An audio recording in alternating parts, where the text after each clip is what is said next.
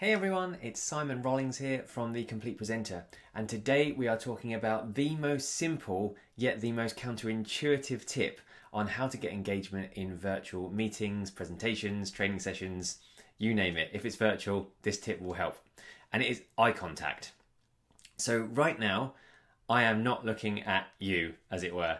Imagine if we were in a Zoom session or a team session and we were in grid view. I'm actually looking directly into my camera, as is probably quite obvious. However, when we're in team sessions or Zoom sessions, basically any type of virtual session, it makes perfect sense and it's the most natural thing in the world for us to want to look at the people we are talking to. And what that would actually look like to those people on the other end of that session would be this. So I'd be looking, let's say you were in part of my Zoom session and I was looking at you because you were talking or I was talking to you. That is actually what people see instead of eye contact. So that's the counterintuitive part. Weirdly, to give people eye contact, do not look at them, which is, I know, crazy to say, but you actually have to take the hit yourself as the person that's managing the meeting or doing the presentation. But a golden rule is when you're speaking, look into the camera lens. Now, this can be difficult because it is counterintuitive and we let's face it, we're missing human contact anyway at the moment. So when we do have the opportunity to at least see people, albeit in a thumbnail video form, we kind of want to look at them. Now, it's absolutely fine, of course, to have the odd glance at people, particularly if they're talking. So if they're asking a question, then yeah, we want to get a sense of their body language. That being said, we don't want them to think as they start talking and we then look away, because it feels to them like we're looking away, even though we're looking at them, that we're not listening. So actually just a bit of a glance at them and then back to the camera so it feels to them like we're giving them eye contact.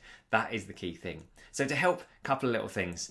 If your webcam is a bit hard to see, so if it's for instance in a Mac, it's part of a black surround, which is what I had before I got a separate webcam.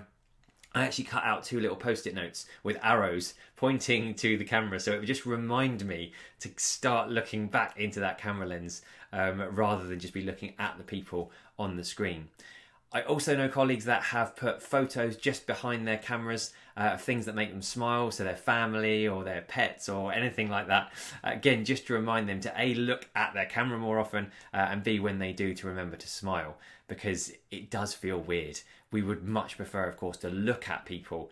Clearly, most of us would much prefer to actually be physically with people in a face-to-face version of things. But if we can't, then we have to do the thing that's going to make people feel like we're giving them eye contact. If we were face-to-face, we would know how important that was for engagement. Nothing has changed when it comes to virtuals, other than as the person speaking, we're the one that just has to take the hit. So even though we're not getting eye contact, it feels like we are. Right now, hopefully it feels like I am looking at you as opposed to looking down at my screen. So really simple. If you already do that, hopefully you stopped watching this video a while back. But I know for a lot of people, we just don't really think about it. So fingers crossed, if you are one of those people, hopefully this will come in handy for you. If you did find it useful, please do like, share, comment, all that sort of stuff. That would be great.